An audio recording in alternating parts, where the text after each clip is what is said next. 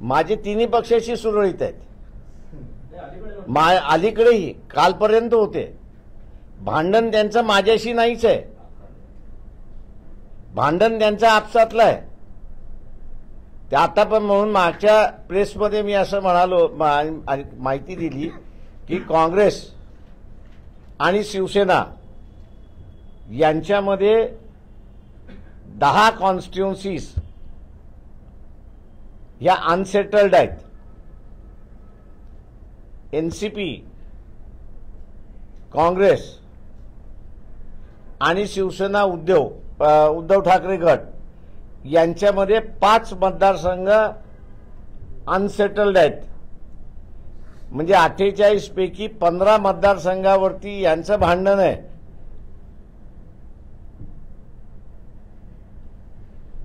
यांचं अंतर्गत भांडणं आहेत ती, आणि यांची अंतर्गत भांडणं मिटवत नाहीत तोपर्यंत वंचित बहुजन आघाडी काहीच करू शकत नाही.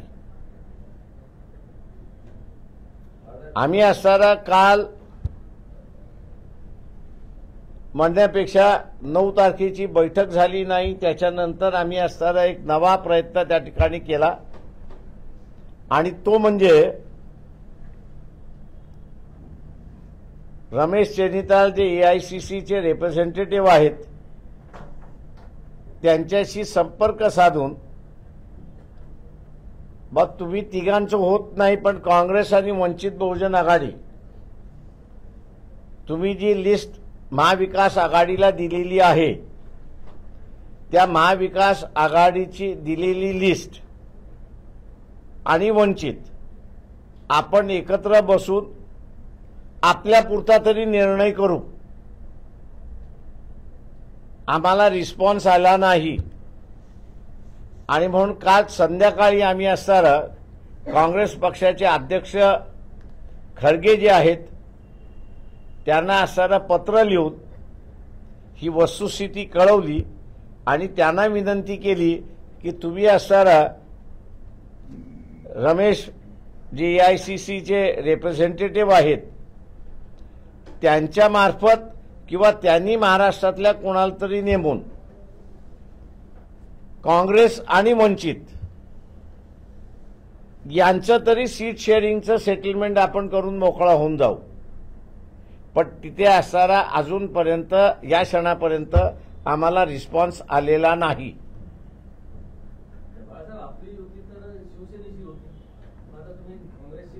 हो काका, शिवसेनेलाही आम्ही सांगितलं की तुमच्या बरोबरही बसू. शिवसेनाही बसायला तयार नाही, आणि मग शिवसेना बसायला तयार नाही तर मग आम्ही काँग्रेसचं म्हटलं आपण कुठे नाही कुठेतरी बिफोर हे संपवायला पाहिजे.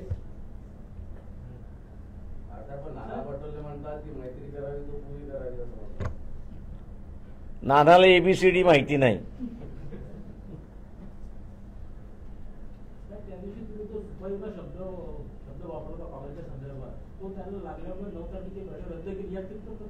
मला माहित नाही, मी हा सुपारीचा शब्द फार अगोदर वापरलेला आहे, तो कालच वापरला नाही. मी फक्त असताना कम्पेअर करत होतो की काँग्रेसने केलेल्या चोऱ्या या कुठल्या कॅटेगरीमध्ये बसतात, आणि बीजेपी सध्या जे चोऱ्या करते ते कुठल्या कॅटेगरीमध्ये बसतात. हे भुरटे आहेत, ते म्हटले डाकू आहेत. तेव्हा डाकूला पकडायचं असेल तर सगळ्या भुरट्यांनी एकत्र आलं पाहिजे.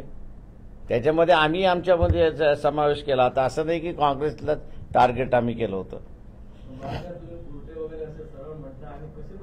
का आपण इतका जेलमध्ये तुम्ही चाललाय ना, तुम्ही आमच्याकडून जेलमधून जाण्यासाठी थांबवताय ना. एका बाजूला तुम्ही आम्हाला म्हणताय की आम्ही टोटल सरेंडर व्हावं आणि त्यांना निवडून द्या. आम्ही ठीक आहे, आम्ही तेही नाही म्हणत आहोत. कारण का आता सत्ता आली तर तुम्हाला थोडंसं सेफगार्ड करता येईल. आता त्यालाही तुम्ही चान्स करायला देत नाही आहेत. मी यांचं कॅरेक्टर दाखवणं गरजेचं आहे असं मी समजलो. म्हणजे एकंदरीत आता महाविकास आघाडीमध्ये वंचित समावेश नाही असे फक्त ऑथराईज घोषणा व्हायची बाकी नाही. आम्ही नव्हतोच मित्रा. आम्ही फक्त एवढंच सांगतोय त्या ठिकाणी की तेच एकमेकात नाही तर आम्ही कुठं जाणार आहोत. शरद पवार म्हणतात की दोन्ही बाजूंना आवश्यक पाऊल टाकले गेले नाही, त्यामुळे वंचित सोबतचा सीट शेअरिंगचा प्रश्न कायम राहिला. शरद पवारांनी असेसमेंट आपलं दिलं त्या चर्चेमधलं. त्याच्यामध्ये काँग्रेस आणि शिवसेना एक 23 मागते, एक 22 मागते, अशी असणारी अवस्था आहे. आता 22 आणि 23 दिल्यानंतर कोणाला शिल्लक काय राहते त्याच्यामध्ये? त्यात एक नवीन ब्रेकिंग आली. इलेक्ट्रॉन बॉन्ड संदर्भात सुप्रीम कोर्टाने एसबीआयला सुनावलं आहे. उद्याच माहिती मागितलेली आहे. हा, ते मागवणार ना. मोगलाही नाहीये अजून. सुप्रीम कोर्ट नाही दिलं, उद्या तर त्यांना सगळं जेलमध्ये टाकून मोकळा होऊन जाईल full board of directors. Balasaheb, महाविकास आघाडीमध्ये वंचित नाही जमलं तर काँग्रेस सोबत आघाडी राहील का भविष्यात? आम्ही तेच तर करा. आम्ही पहिल्यांदा शिवसेनेबरोबर सेटल करण्याचा प्रयत्न केला, ते बसायला तयार नाहीत. आम्ही आता बीजेपी बरोबर लेखी दिलं, म्हणजे तोंडी दिलं असतं तर म्हणलं असतं तुम्ही दिलं नाही असं आहे, म्हणून लेखी काल पाठवलं. ते पत्र पाहिजे तर मी इथे आपल्यालाही रिलीज करू शकतो त्याच्यामध्ये, की माझ्याच सहीचं घेतलेलं आहे. उगीच त्या सहीवरनं कॉन्ट्रोवर्सी नको म्हणून मीच सही केली आणि पाठवून दिलं त्यांना, की भाई असं असं आहे, तुम्ही असताना प्रॉपर इन्स्ट्रक्शन द्या. तुम्ही 6 महिन्यापासून सातत्यानं सांगता की उद्धव ठाकरे तुमचे वकील आहे, माझा वकील माझी वकिली बरोबर. आता माझे वकील तुम्ही निवडण्यात चूक झाली का तुमची? माझं म्हणणं असं आहे की आमचा वकील त्यांच्याच पक्षाची वकिली करू शकत नाही, अशी अवस्था झाली आता. 14 तारखेला लागू होते. ते आम्ही आमची भूमिका मांडणार ना. ते आमच्या सर उमेदवार जे आहेत ते मतदारसंघातच आहेत.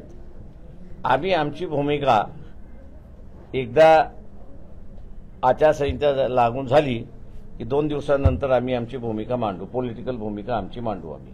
48 जागेवरही लढणार. ती असेल तेव्हा ऐका ना. सांगलीची सभा होणार आहे का तुमची? सांगलीची सभा होणार आहे का?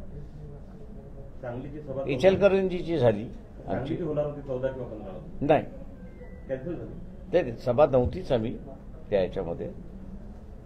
झाली तर एक सोलापूरमध्ये होईल, नाही तर नाही आता.